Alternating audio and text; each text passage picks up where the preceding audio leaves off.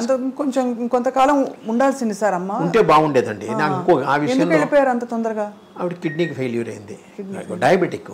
అమ్మకి ఏంటంటే ఎక్కువ నెయ్యి అలవాటు, ఫ్రైడ్ అన్నీ, ఉడకేసినవి ఏది ఇష్టం లేదు ఆవిడకి. అన్నీ ఫ్రైగా ఉండాలి, స్పైసీగా ఉండాలి, నెయ్యి ఎక్కువ అలవాటు. దీంట్లో కొంచెం డయాబెటిక్ వచ్చింది, కంట్రోల్ చేసుకోలేదు. ఒకే కాఫీ తాగుతుంది రోజుకి, ఆ కాఫీలో పందారు వేసుకుని తాగుతుంది. అలాగా ఏది కంట్రోల్ చేసుకునేది. అన్నం బాగానే తినేది, తనకు ఎంతవరకు కావాలో అంతవరకు తినేది. అలాగా డయాబెటీస్ వచ్చి డయాలసిస్లోకి వెళ్ళిన తర్వాత కొంచెం కష్టమైంది. మీరు అడిగిన దానికి జయలలిత గారు అమ్మ పోయినప్పుడు దీంట్లో వచ్చారు. వచ్చి అమ్మ శవపేటిక మీద ఇది వేసి మాట్లాడి ఒకటే అన్నారు. నన్ను అనంత్ అని పిలుస్తుంది ఆవిడ. అనంత్, నాకెందుకు చెప్పలేము ముందు నువ్వు, నాకు చెప్పుంటే దీనికన్నా బెటర్ ట్రీట్మెంట్ నేను ఇప్పించేదాన్ని కదా. ఆవిడప్పుడు చీఫ్ మినిస్టర్, ప్రోగ్రామ్స్ క్యాన్సిల్ చేసుకుని వచ్చింది ఆవిడ. అమ్మ పోవడం ఒక మాట, ఆవిడ అన్న మాట 2-3 నెలలు నాకు తిరగబట్టింది. నిజంగా ఆవిడకి ఇచ్చుండి మరి చీఫ్ మినిస్టర్ హోదాలో కూడా ఏది హాస్పిటల్లో చేయించేదో కదా. ఇవన్నీ నేను చాలా కాలం మర్చిపోలేకపోయాను. నిజంగా ఆవిడ అన్న దాంట్లో మోర్ దెన్ 100% రైట్. నిజంగా ముందే ఆవిడకి చెప్పుంటే ఆవిడ ఇంకో విధంగా మనం తీసేది కదా. పైగా తెలిసిన వాళ్ళం మేము, ఆవిడకి బాగా క్లోజ్ అయిన వాళ్ళం. ప్రపంచం అంతా తెలిసిన వారు, పెద్ద పెద్ద వాళ్ళు ఉన్నారు. కానీ ఆ టైంకి అది ఎవరికి స్ఫురించలేదు కాబట్టి. కానీ అవస్థపడలేదు కదా సార్ ఎక్కడ? చాలా ఎక్కడ అవస్థపడలేదు ఆవిడ. లాస్ట్ ఎందుకు సెప్టెంబర్ ఇది చూపించబోయే, ఇదిగోండి అమ్మకి డాక్టరేట్ ఇచ్చారు, చూడండి ఒకసారి. అక్కడ ఇక్కడ కూడా చూసుకో, 27/7/1994 అప్పుడు ఇచ్చారు. 4 నెలల తర్వాత అమ్మ పోయారు. అంతవరకు అమ్మ తిరిగారు, తిరుపతి వెళ్ళి తీసుకున్నారు, పద్మావతి విశ్వవిద్యాలయంలో అక్కడ వెళ్ళి తీసుకున్నారు డాక్టరేట్. అప్పుడు బాగున్నారు, కారులో వెళ్ళి వచ్చాం కదా మేము. సో తర్వాత ఏమైంది? తర్వాత స్లోలీ డయాలసిస్ వచ్చిందమ్మా. యాక్చువల్గా అక్టోబర్లోనే ఎప్పుడు డయాలసిస్కి వెళ్ళామన్నమాట. వారానికి 2 ఏదో వచ్చింది. తర్వాత అక్కడ బాగాలేదన్నట్టుగా మేము హాస్పిటల్ మార్చమని చెప్పారు అమ్మాయి. నువ్వు హాస్పిటల్కి వెళ్దాం, నువ్వు తీసుకున్నావు కదా, నీకు బాగుపడింది. నేను ఫిజికలీ హ్యాండిక్యాప్డ్, ఆ యాక్సిడెంట్లో దెబ్బతిన్నా కదా, అందుకని అక్కడికి వెళ్దామంటే సూర్య హాస్పిటల్ వచ్చేవాడికి వారానికి 2 రోజులు చేశారు. అట్లాగే ఇంటి దగ్గర నుంచి వెళ్ళేవాళ్ళం. అక్టోబర్లోనే ఇప్పుడు వెళ్ళాం. అక్టోబర్ నవంబర్ అయ్యేటాడు కొంచెం హార్ట్ ప్రాబ్లం కూడా అమ్మకు వచ్చింది. దాంతో వాళ్ళు ఐసీయూలో పెట్టారు డిసెంబర్ 10వ తారీఖు ఎప్పుడు మేము హాస్పిటల్కి వెళ్ళాం. అక్కడి నుంచి అలాగా అయిపోయింది. కానీ వీళ్ళందరూ రాధాకుమారి గారు కానీ, ముళ్ళపూడి వెంకటరమణ గారు కానీ, వాళ్ళ మిసెస్ గారు, వాళ్ళ తాలూకు వాళ్ళు అందరూ, సినిమా వాళ్ళు ఇక్కడ ఉన్న వాళ్ళందరూ హాస్పిటల్కి వచ్చి చూసిన వాళ్ళే. హాస్పిటల్లో ఎన్ని రోజులు ఉన్నారు సార్? హాస్పిటల్లో 11 రోజులు 12 రోజులు ఉన్నారు. 12 రోజులు ఉన్నారు. కానీ ఈ వార్త వినంగానే అందరూ అయిపోయి ఉంటారు, అందరూ అయిపోయారు. అది పైగా రాత్రి అమ్మ 9:15 ఎంతకో పోయారు. అప్పుడు వెంటనే రమణ గారే వచ్చి, ఎంవిఎస్ ప్రసాద్ గారు ఒక ఆయన ఉన్నాడు, ఆయన చెప్పిన వెంటనే ఆయనే త్రూఅవుట్ పేపర్స్ అన్నీ వచ్చేసినట్టు చేశారు. వచ్చారు జనాలు. కొంతమంది యూట్యూబ్లో చూసాను, ఎవ్వరు రాలేదు, ఒక్కళ్ళే కూర్చున్నారు, మేము ముగ్గురమే ఉన్నాం అలా అన్నట్టుగా ఏదో యూట్యూబ్లో వచ్చాయి. కానీ అది కాదమ్మా. ఆ రోజు అందరూ వచ్చారు. ఇంకా శారద గారు వచ్చారు, జీవరలక్ష్మి గారు వచ్చారు, వాణిశ్రీ గారు వచ్చారు, అందరూ వచ్చి చూసి వెళ్ళారు. మీ పాత్రికేయులు ఎంతోమంది వచ్చారు. అంటే ఎందుకు అనిపిస్తుంది అంటే సార్, అంత వైభవంగా జరిగినప్పుడు మెడ్రాస్లో ఉన్నంత వరకు అందరు వచ్చారమ్మా. అయితే శ్మశానానికి తీసుకెళ్ళేటప్పుడు 7 మంది 8 మంది వెనకాల వచ్చారు, ఎవరు సినిమా వాళ్ళు. ఎన్టీ రామారావు గారితో, అక్కినేని నాగేశ్వరరావు గారితో చాలా బాగుంది. ఎన్టీ రామారావు గారు వస్తానని చెప్పి ఆయన కోసం నేను మధ్యాహ్నం వరకు ఉంచాను. సడన్గా ఆయనకి ఏదో ప్రోగ్రామ్ వచ్చిన తర్వాత అది డైవర్ట్ అయ్యారు ఆయన. అందువల్ల రామారావు, నాగేశ్వరరావు గారు ఏదో బయట ఊళ్ళో ఉన్నారు కానీ రాలేకపోయారు. ఫోన్లోనే చెప్పారు నాకు. నేను అది మేము జీర్ణించుకోలేని ఇది యాక్చువల్గా. అలాగే చివరి వరకు చెప్పారు కదా, 4 నెలల ముందు ఆవిడ డాక్టరేట్ కోసం మేమందరం తిరుపతికి కారులో వెళ్ళామంటే మీరే ఆలోచించండి. మరి మీరు స్టేజ్ ఎక్కాలి కదా, కింద తీసుకోకూడదు. స్టేజ్ కూడా మెల్లిగా పట్టుకుని ఎక్కి అక్కడ కూర్చొని తీసుకుంది ఆవిడ. టైం అలాగా. ఎంత వయసు సార్ అమ్మకి అప్పుడు? అప్పటికి 70 ఏళ్ళు అవుతాయమ్మా. 70 ఏళ్ళు మరి ఎంత?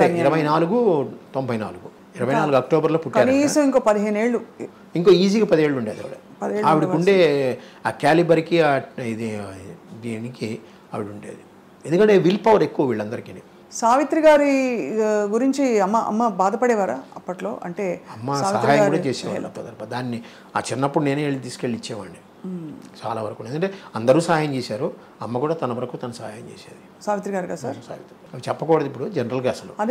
అదే బాధిస్తుంది సార్, అంత వెలిగి వాళ్ళ చాలా. సావిత్రి గారి విషయంలో అమ్మకి సావిత్రి గారిని అంత కదా, ఆవిడ కూడా చాలా బాధపడేది. ఎందుకు పిచ్చి పిల్ల అలా చేసుకుంది, పిచ్చి పిల్ల అలా ఇలాగే ఉంటుంది, పిచ్చి పిల్ల అలా చేసుకుంది. పొదుపు గురించి ఏం నేర్పించారు సార్ అమ్మ? ఆవిడే పొదుపు జనరల్గా. ఆవిడ చాలా వరకు పొదుపు. చీరలు నగలు అవి అనవసరంగా కొందు, మంచిగా కొనుక్కుంటుంది, అనవసరంగా కొందు. ఆవిడ నగలు కొనుక్కుంది తన కోసం కాదు, ముందు ఒకసారి నగలు కొని పెట్టేసుకుంది అంటే అవి పర్మనెంట్, దానికి మార్చేది ఏమి ఉండదు. సినిమాల్లో షూటింగ్లో కూడా అవే చీరలు అవే, ఏమైనా ఒకటో రెండో మటుకి ఆ షైనీగా ఉండాలంటే వాళ్ళు చీరలు ఇచ్చేవారేమో. అంటే సినిమా షూటింగ్లకి వాళ్ళు ఇస్తారు కదా, వాళ్ళు ఇస్తారంటే షైనీగా ఉండాలంటే. లేకపోతే జనరల్గా బొట్టు పెట్టినప్పుడు అదేంటి మంచి మనసుల్లో పంచదార వేస్తుంది సరే, ఆ టైంలో అంతా అమ్మచీరే అంతే. నాకు గాజులు ఎప్పుడు తీదు అంతే. అంటే ఈ విధవ ఇది బొట్టు లేకుండా ఉంటుంది, అలాంటప్పుడు తీసి దాచేదేమో కానీ ఏమీ లేదు. అప్పటికీ ఆ గాజులు ఏమైనా ఉంటే నా జేబులో పెట్టి జేబుకు పిన్నేసేది, జేబులో పెట్టి జేబుకు పిన్నేసేది. పైగా ఇక్కడ జేబులు కుట్టించేది మాకు చిన్నప్పుడే, అదేదో టికెట్ ప్యాకెట్ అని అంటారు, మాకు పెద్ద జేబులే కుట్టించేది. ఏమైనా ఉంటే దాంట్లో వేసేది. నేను అక్కడే ఉంటాను కదా అందుకని. అవును, కాపలా అంటే మీకు మీ దగ్గర ఉంటే భద్రంగా ఉంటాయి. భద్రంగా నేను ఒక చోట కూర్చుంటే ఎక్కడికి వెళ్ళను కదా, ఇటు అటో వెళ్తాను. కానీ పైగా అందరూ అమ్మకి తెలిసిన వాళ్ళు, ఈవెన్ లైట్ బాయ్స్ చిన్నవాళ్ళు అందరూ అమ్మకి తెలిసిన వాళ్ళే, అమ్మ దగ్గర తిన్నవాళ్ళే. అందుకని ఎవ్వరు ఏమీ చేయరు. అది ఆవిడే కొన్ని డబ్బులు వచ్చింది అనుకోండి, ఎప్పుడైనా ఎవరైనా క్యాష్ ఇస్తారు, కొంతమంది క్యాష్ ఇస్తారుగా, ఆ క్యాష్ పట్టుకుని నల్లి చిన్నస్వామి చెట్టి ఉన్నాడు కదా, నల్లి సిల్క్స్, అక్కడికి వెళ్ళి మామూలు ఆర్డినరీ చీరలు ఉంటాయి చూసారా, అవి దొంతర కొనేసేది. 6, 8, 10 డబ్బులు పెట్టే. పక్కనే టీవీ జ్యువెలరీ ఉండేది టీ నగర్లో, పనగల పార్క్ ఎదురుగుండా. అక్కడ ఈ తాళి బొట్లు చిన్నవి, చిన్న గొలుసులు, ఉంగరాలు అలాంటివి కొని పెట్టేది. ఎప్పుడైనా ఎవరికైనా పెళ్ళిళ్ళు కావాలంటే అది ఇచ్చేసేది. అలాగే చిన్నపిల్లలకి మన కేసరీ స్కూల్లో సాధ్యమంతకు చాలామందికి ఆవిడ ఫీజులు ఆవిడే కట్టేది. ఎవరికైనా చాలామంది పుస్తకాలు కొనడం కానీ ఫీజులు కట్టడం అవి నాకు కూడా అలవాటైంది. పైగా నేను ఆ సాయి ఆర్గనైజేషన్లో ఉందని ఆర్గనైజేషన్ ద్వారా నేను చేస్తూ ఉంటాను.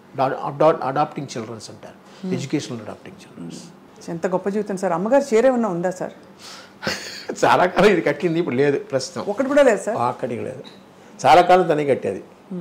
అమ్మగారి జ్ఞాపకం అంటేనే సూర్యకాంతం గారి. అసలు మా అమ్మాయి దగ్గర ఉందేమో ఒక చీర కట్ చేసి, ఇప్పటికీ ఉందనుకుంటా కదా, పాప దగ్గర ఉంది. ఒక చీరని కట్ చేసి రెండు చుడిదార్లు కుట్టించుకుంది. అలా అలా ఉండిపోవాలని.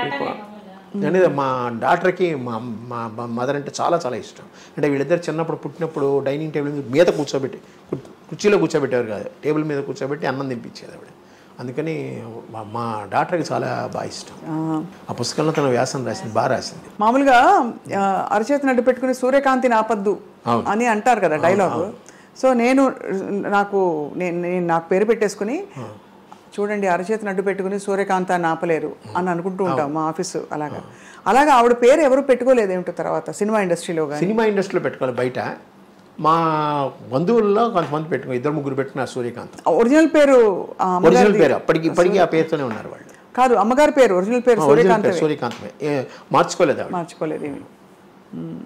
సో పూర్వం సార్ తన చిన్నప్పుడు విశేషాలు చెప్పినప్పుడు నాటకాలు అవి రంగస్థల ప్రవేశం అవన్నీ చెప్పేవారు. ఇప్పుడు కాకినాడలో ఆవిడ యంగ్ మెన్స్ హ్యాపీ క్లబ్లోంచి వచ్చారు వీళ్ళు. అంజలిదేవి గారు అవనండి, ఆదినారాయణరావు గారు, ఎస్వి రంగారావు గారు, రావు గోపాలరావు గారు, అమ్మ, ఇంకా ఇద్దరు చాలామంది ఉన్నారు. వాళ్ళందరూ కాకినాడలో ఉండే దంటు కళాక్షేత్రం అని ఉంటుంది, అదే యంగ్ మెన్స్ హ్యాపీ క్లబ్. అందులో వీళ్ళందరూ ఒక విధంగా, ఇప్పుడు మీరు ఫిల్మ్ కాలేజెస్ ఏవో ఉన్నాయి కదా, ఫిల్మ్ ఇన్స్టిట్యూట్స్, కంపేర్ చేస్తే అది ఒక పెద్ద నాటక రంగం. అక్కడ ప్రొడక్షన్ స్టార్ట్ అయ్యి వచ్చింది, అక్కడ నేర్చుకున్న వాళ్ళు వీళ్ళందరూ.